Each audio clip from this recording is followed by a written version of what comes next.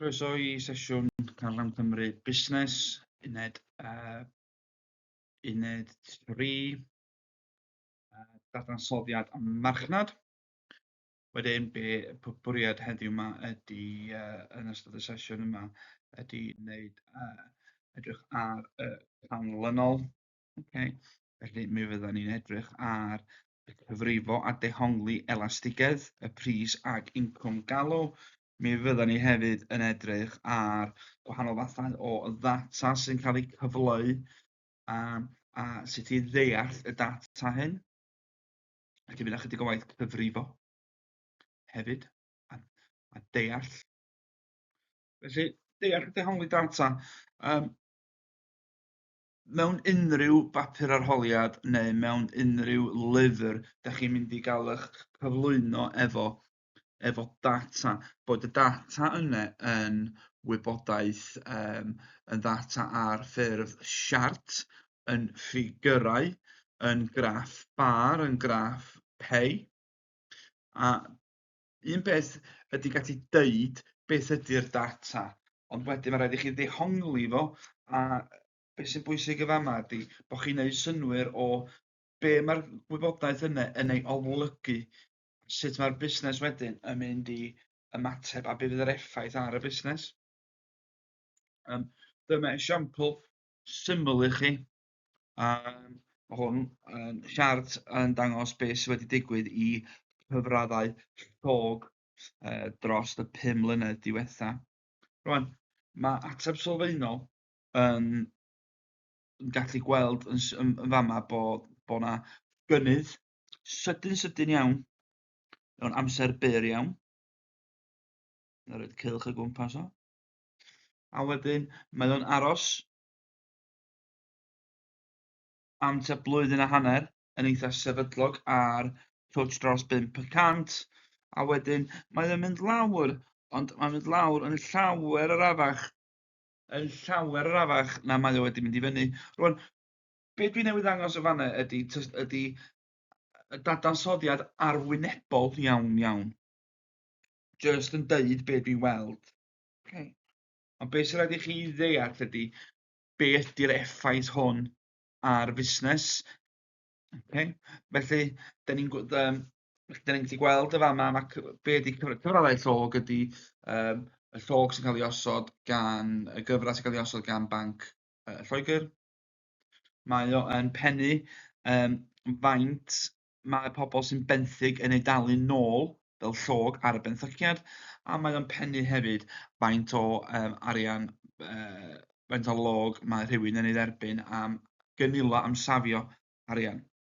Rwan, os da chi'n gweld hwn yn mynd i fyny yn sydyn iawn, mae hynny'n golygu bod taliadau misol pobl sydd efo dylediad a benthygiadau yn mynd i fyny yn sydyn iawn. Ond ar y llaw arall, mae hynny'n golygu bod pobl sydd efo arian yn y banc ac yn cynilo yn mynd i gael adenillion uwch hefyd. Ond mae rhaid ni ddeall wedyn be ydy sgil-effaith y cyfraddau llog yn mynd i fyny.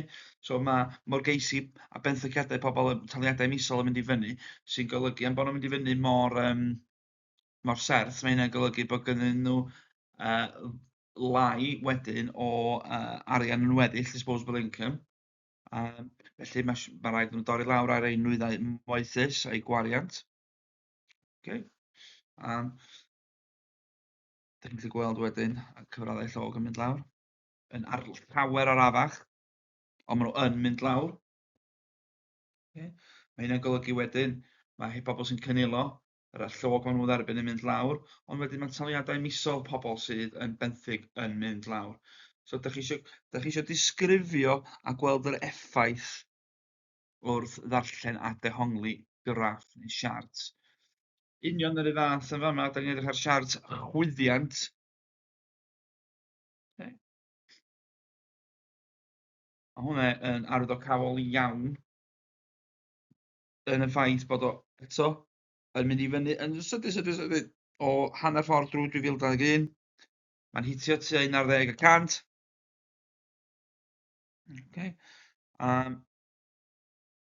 Mae hwnna wedyn yn rhoi syniad i chi beth ydy, siart chwyddiant yn dangos i ni beth ydy cost byw. Rwan, da ni'n gallu gweld yn fanna efo gwariant pob dydd pobl yn mynd i saethu fyny. A mae o'n dod lawr hefyd yn eitha serth.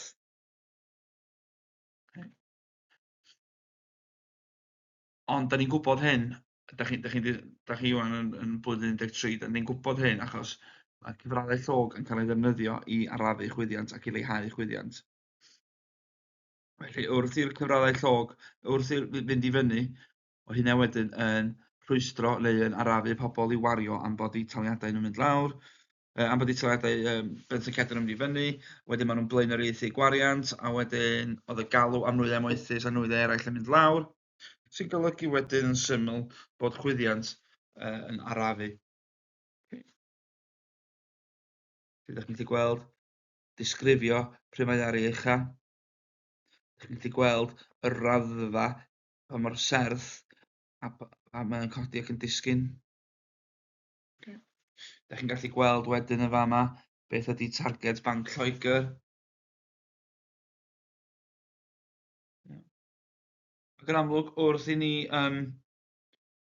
ddefnyddio data fel yma, da ni'n edrych hefyd ar pa mor gyfredol a pa mor newydd. So mae hwn yn 2025 mis Rhagfyr, so mae hwn yn gyfredol.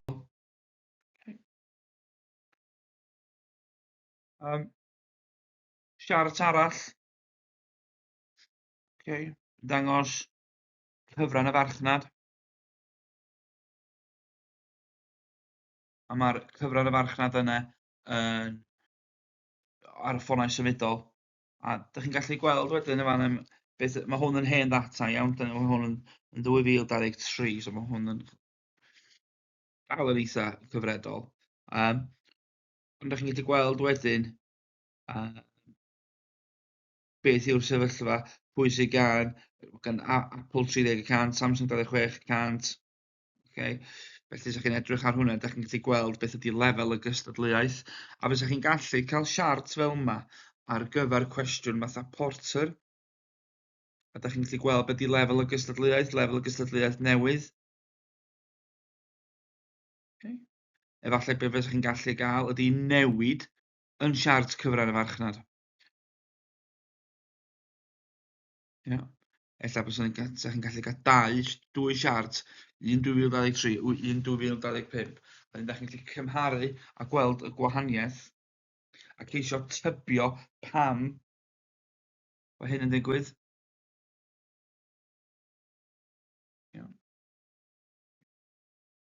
Ond yn lle dweud beth ydych chi'n weld, mae rhaid chi wedyn cychwyn dadansoddi yr AA3 a rhesymu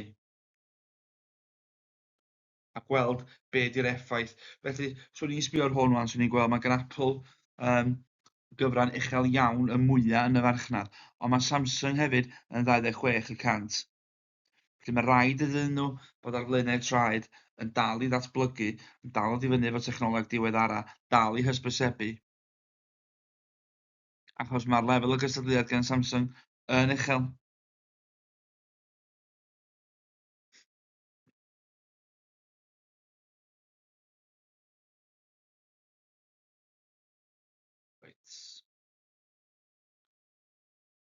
Felly mae'r tri siart uthod yn dangos y data fel cyfraddau llog chwyddiant a siart cyfran y farchnad. Mae'n hawdd edrych yn arwynebol, ie? Dyna di pwrpas wan, bo chi'n anelu am y graddau uwch, y graddau yr A a'r B.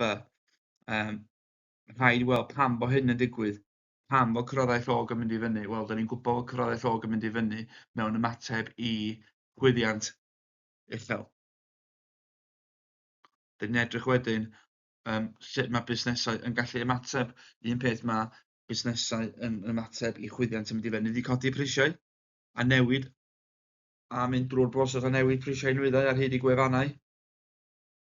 Mae rhai busnesau yn gwneud beth maen nhw'n galw'n shrinkflation, so maen nhw'n gwneud y nwydd yn llai, ond yn cadw pris yr un fath. Ond wedyn ti'n gorfod ystyried beth sy'n digwydd pan ti'n gwneud hynny. Da ni eisiau gwybod pam bod cyfran y farchnad Apple yn cynyddu, pam bod o'n lleihau, be mae Samsung di wneud, pa fath o bwysau mae Samsung yn ei roed ar Apple. Mae yna siart arall yn dangos bod bod cyfran y marchnad Aldi, bod nhw wedi goresgyn mynd dros Morrisons. Sut? Pam? Be mae Morrisons, sut maen nhw am ymateb rwan?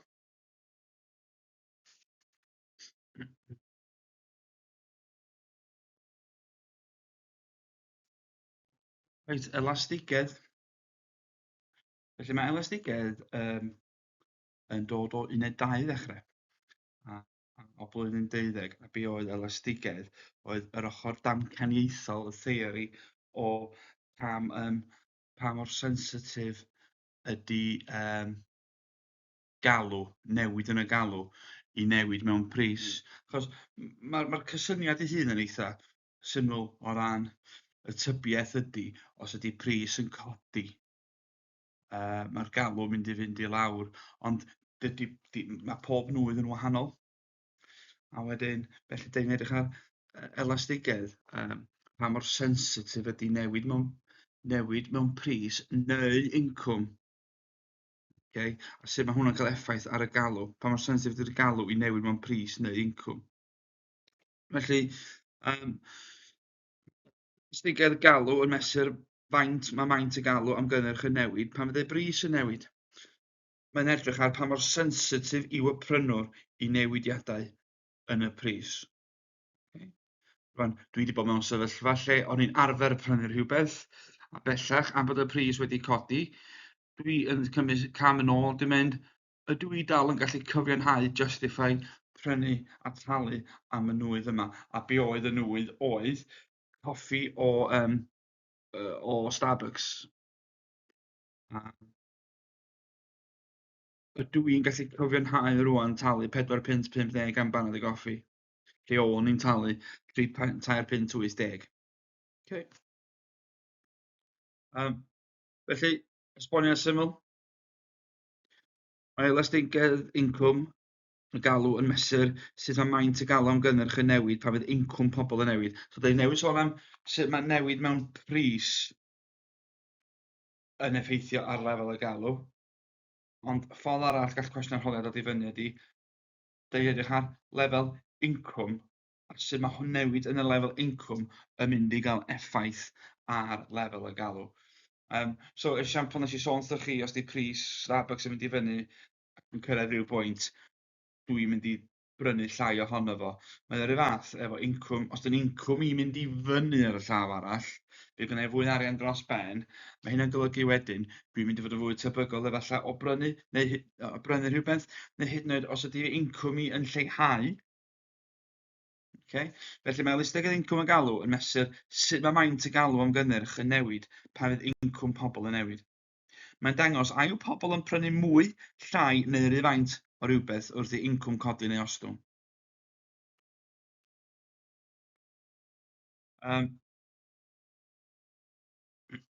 Felly mae nodiadau.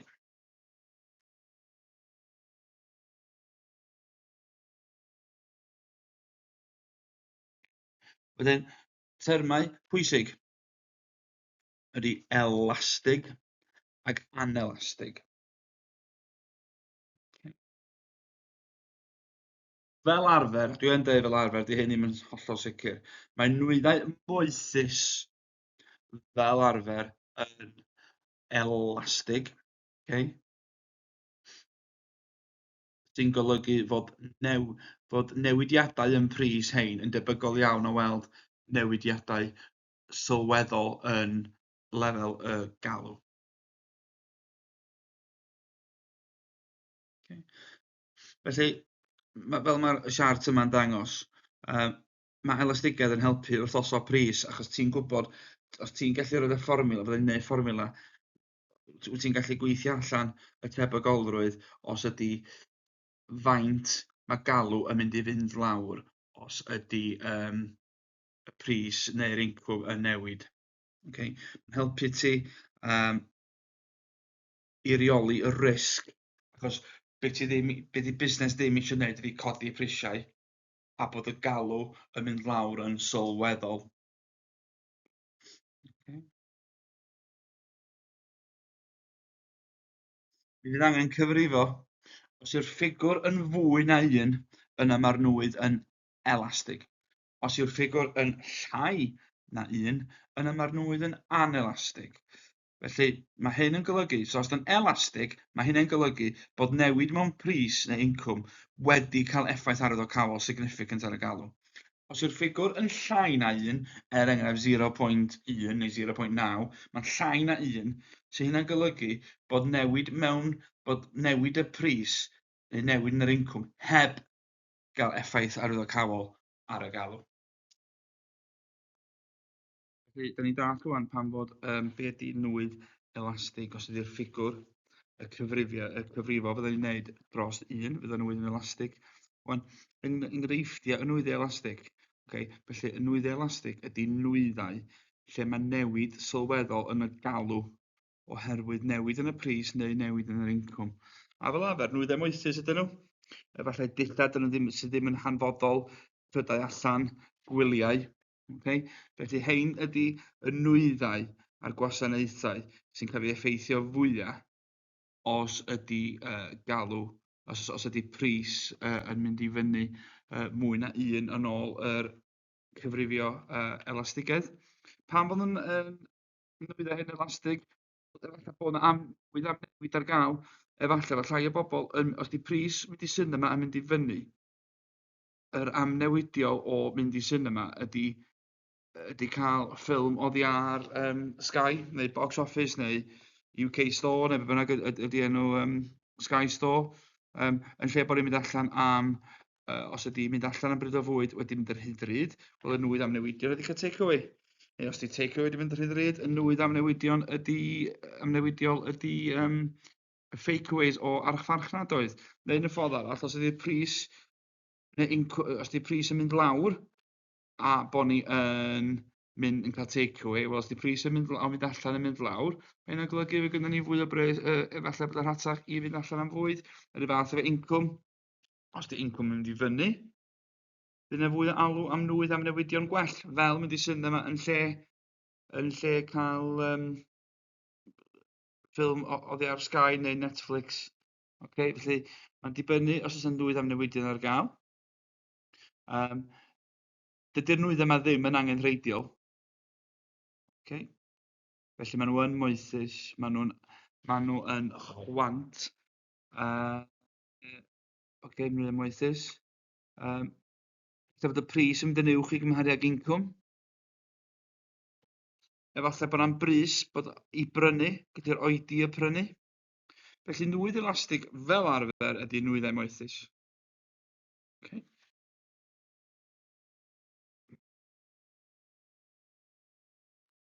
Wedyn, da ni'n sôn am nwyddau anelastig. Okay. Hein di'r nwyddau sydd yn llai nag 1. Okay. Felly, be mae hynny'n golygu dydy newid yn y pris neu incwm ddim yn cael effaith arwyddocaol significant ar y galw. Felly, bod y pris yn mynd i fyny, dydy'r galw ddim yn mynd lawr yn ddigonol. Esiamplau o hyn ydy nwyddau caeth, addictive goods fel tobacco, tanwydd fel petrol. Mae rhaid i ni gael tanwydd ac os di pris petrol mynd i fyny. Yn pen draw, mae pobl yn mynd i edrych ar ei defnydd o tanwydd. Trydan a dŵr yr un fath. Okay. Maen nhw'n angenrheidiol, ond eto fe di deud hynny, os ydy'r pris yn mynd i fyny'n ormodol, mi fydd y galw yn gallu mynd lawr gan bod bobl yn edrych ar ei gwariant. Pan mae nwyddau hyn yn elastig? Wel, maen nhw'n angenrheidiol, essential goods. Dim neu ychydig iawn o nwyddau amnewidiol, sa'n byd sy'n gallu substitutio. Pobl yn parhau i'w prynu hyd yn oed os yw y pris yn codi. Rydych chi'n cael cwestiwn arholiad elastigedd un ansoddol ydy hwn. So mae hwn yn math o gwestiwn sy'n gallu dod i fyny neu 2 heb y fformula. A ddylai Apple godi pris iPhone? A ddylai caffi mewn tre fechan godi ei brisiau? So mae yna ffactorau ansoddol sydd angen ei ystyried i weld os ydy caffi bach yn gallu codi ei pris neu ydy Apple yn gallu codi ei pris iPhone. Felly mae'n dibynnu ar lefel y gystadleuaeth. Faint mae caffis eraill wedi godi yn yr ardal leol, faint mae cwmnïau ffonau yn codi am eu ffôns, tebyg. A yw nwyd yn angenrheidiol? Ydy mynd allan i gaffi'n angenrheidiol? Ydy ffôn yn angenrheidiol? A yw nwyd moethus? A yw nwyd ansawdd y nwyd yn ddigon uchel i warantu pris uwch? Rwan, mae'r iPhones newydd rwan ar ryw 900 neu 1000 o bunnau am iPhone 17. Mae paned y goffi yn dros 4 punt. Wyt ti'n gallu cyfiawnhau? Okay. A oes nwyd amnewidiol?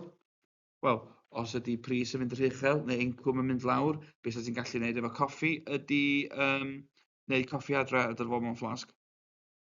Okay. Da ni'n gwybod be fydd y sefyllfa, y stori mewn cwestiwn arholiad. Ond gallai'r atebion yma cael eu ystyried ar gyfer y mwyafrif o'r nwyddau. Okay. Felly, esiampl. Dwi'n mynd i ddarllen y cwestiwn, ond dwi'n mynd i roi rhyw... Dwi'n eisiau chi wedyn pausio, a wedyn dwi'n eisiau chi gario ymlaen i ateb y cwestiwn. Mae Llynos yn rhedeg siop goffi yn Aberystwyth ac mae busnes wedi bod yn dda yn y misoedd diwethaf. Mae hi wedi penderfynu codi pris paned y goffi. Mae ei merch Anna sydd gartref am yr haf ar ôl cwblhau blwyddyn gyntaf ei gradd busnes wedi dweud oni bai dy fod ti'n sicr ynglyn ag elastigedd pris y galw am dy paned y goffi, gallai codi pris fod yn benderfyniad gwael.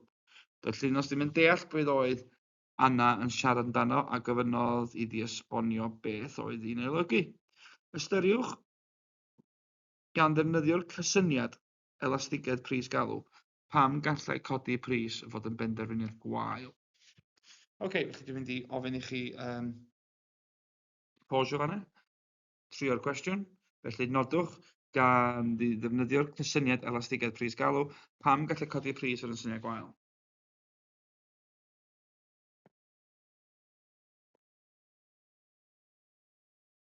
Felly y cwestiwn nes i osod, a ddylai Llynos godi pris. A be oedd y cysyniad elastigedd pris y galw. Felly debyg iawn y sleid blaenorol neu cyn hynny nes i sôn am. Mae elastigedd pris y galw yn dibynnu ar os ydy'r nwyd yn elastig neu anelastig. Wel, mae coffi mewn caffi yn elastig, yn debygol o fod yn elastig am bod o yn nwyd moethus. Okay. Mae o'n dibynnu ar faint mae hi'n godi ar hyn o bryd. Okay. Mae'n dibynnu ar faint mae'r cystadleuaeth yn godi, os oes ganddi gystadleuaeth. Os oes ganddi ddim cystadleuaeth, falle fod yn haws ydi wedi'n godi y pris. Os oes ganddi gystadleuaeth, efallai bod yr gap wedyn y bwlch wedyn rhwng ei choffi hi lot rytach na coffi'r gystadleuaeth. Ac efallai fysa hynny wedyn yn arwain at cwsmeriaid yn symud at y caffi arall. Mae'n dibynnu, mae'n nwyd moethus, felly oes nwyd amnewidiol? Wel, oes yn yr esiampl yma, mae coffi nwyd amnewidiol, achos mae pobl yn gallu prynu biar o goffi, neu fflasg o goffi. Mae'n dibynnu faint mae'n godi ar hyn o bryd, dyn ni ddim yn gwybod hynny, ond mae'n rhywbeth yn gallu ystyried faint mae'n godi ar hyn o bryd.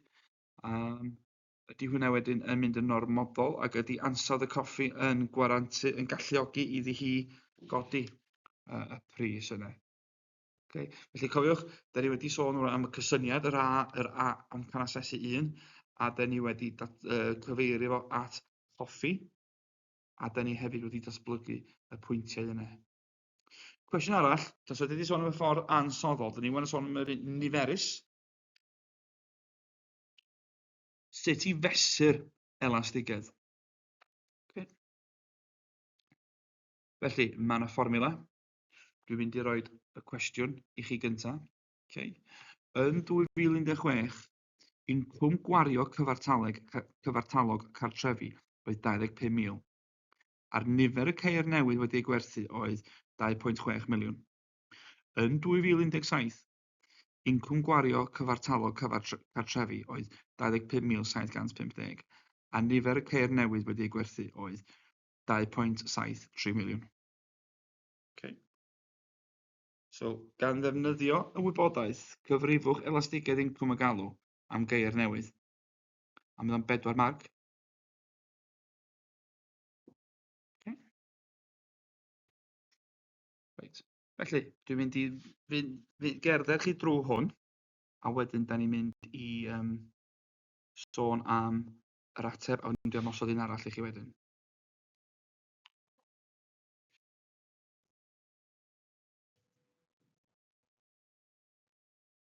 Felly, fel da ni'n gweld, dyma'r ateb, a wneud drwy'r fformula fo chi gyntaf. Felly, da ni eisiau gweithio allan newid canrannol yn y galw dros newid canrannol yn yr incwm. Felly, os ni'n edrych arno fo, roedd incwm, roedd y galw yn ffeidiol yn 2.6 miliwn, ac oedd yr galw wedi mynd i fyny o 2.6 miliwn i 2,730,000. So mae'r cynnydd yn y galw yn 130,000. So mae wedi mynd o 2.6 i 2.73. Okay. So y newid wedyn, felly sut da ni'n gweithio allan yr fformula yma ydy newid yn galw yn 130, rhannu efo'r galw gwreiddiol yn 2.6 miliwn. Felly 130 ydy'r newid dros y ffigwr gwreiddiol. So mae 'di mynd i fyny 130,000 o 2.6 miliwn, a mae hwnna wedyn yn rhoi ateb o 500. Okay. So da ni wedi wneud top fformula. Newid canrannol yn yr incwm. Felly mi oedd incwm yn 25,000. Mae'r incwm rwan wedi mynd i fyny i 25,750. So, yr newid ydy 750, a mae o wedi mynd i fyny o 25,000. Felly 750 dros 25,000 ydy 300. Felly rwan, y newid y galw ydy 500. Y newid yn yr incwm ydy 300. Felly beth ydych chi'n gwneud ydy 5 dros y 3. A mae hwnna yn rhoi 1.67. Felly mae 1.67 yn fwy na 1. Felly mae hynna yn gwneud y nwydd yn elastig. Okay. Dwi'n dweud hynna eto. So ni'n mynd yn ôl at y cwestiwn. Roedd galw gwreiddiol yn 2.6 miliwn. Ath y galw fyny i 2.73 miliwn. So mae hynny'n cynnydd o 130,000. Felly y newid ydy 130,000. Rhannu fo gwreiddiol 2.6 miliwn yn rhoi 500. Wedyn yr incwm oedd 25,000 ac ath o fyny i 25,750. So mae'r cynnydd yn 750 dros y ffigwr gwreiddiol sef 25,000. A mae hwnna'n rhoi 300. Felly mae 5 dros 3 yn rhoi 1.67 sydd yn rhoi y ffigwr yn elastig. Sydd yn golygu mae y newid yn yr incwm wedi cael effaith sylweddol ar y galw.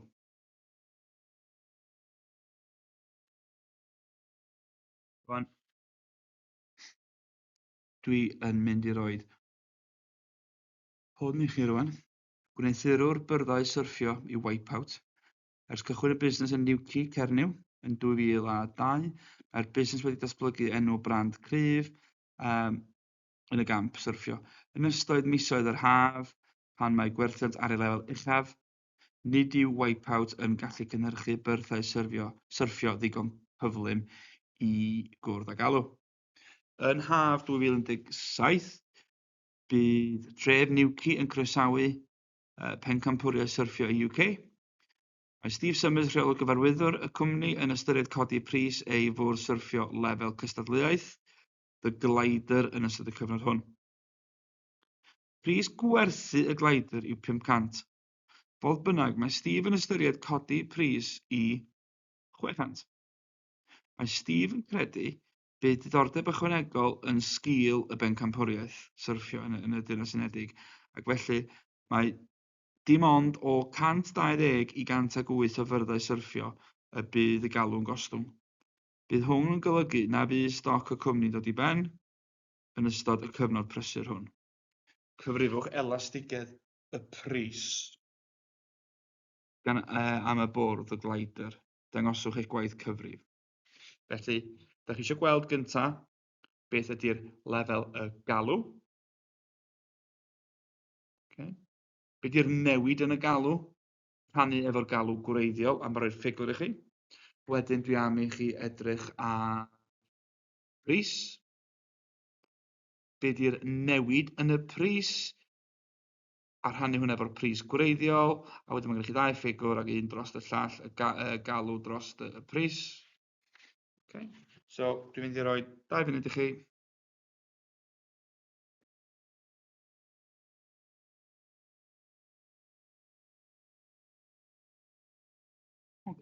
Croeso nôl. Fel da ni'n gweld y fformula. Mae'r fformula pris ac incwm yn union yr un fath. A'r unig beth i chi'n gwneud ydy defnyddio y ffigwr pris yn y pris a'r incwm yn yr incwm. Y cwestiwn blaenorol nathon ni oedd edrych ar sut oedd newid yn yr incwm yn effeithio gwerthiant ceir. Rwan, da ni'n edrych ar sut mae newid yn y pris yn effeithio ar newid a galw am surfboards.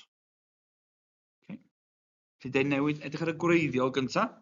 Y galw gwreiddiol, oedd y galw yn 120, mae'n mynd lawr i 108, felly mae'r newid yn -12.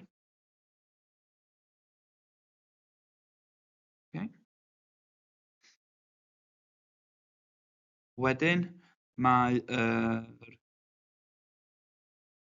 felly beth da ni'n gwneud ydy 12 dros y ffigwr gwreiddiol, sef 120, so mae wedi mynd lawr 12 surfboard o 120. Felly 12 rhannu efo 120 roedd 10%. Fel dyna ydych chi'n weld yn fan'na. Da ni wedi gwneud y galw. Rwan, y pris. Pris gwreiddiol oedd 500, mae wedi mynd i fyny i 600. Felly y newid ydy 100. Rhannu efo y gwreiddiol, sef 500. So 100 dros 500 yn roedd 20%. So rwan, y fformula ydy -10 dros 20, a mae'r ateb yn 0.5 sydd yn neud o yn anelastig, sy'n golygu bod bod y cwmni wedi codi pris y surfboard 100 punt, mae galw wedi mynd lawr, ond dydy o heb fynd lawr ddigon sylweddol i achosi effaith ar elw y busnes. Felly, be da ni wedi gwneud heddiw ydy, yn y sesiwn hon, ydy edrych ar damcanu yr ochr ansoddol o elastigedd.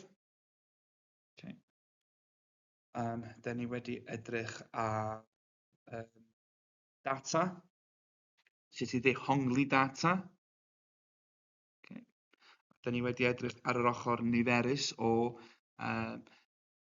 elastigedd pris ac elastigedd incwm, ac sut mae newid mewn incwm neu pris yn effeithio galw, neu ddim. Os di o yn effeithio'r galw yn sylweddol, mae o'n elastig. Os di o ddim yn effeithio galw yn sylweddol, mae o'n anelastig. Cofiwch ddefnyddio adnoddau eraill Carlam Cymru, a diolch yn fawr iawn i chi. Hwyl fawr.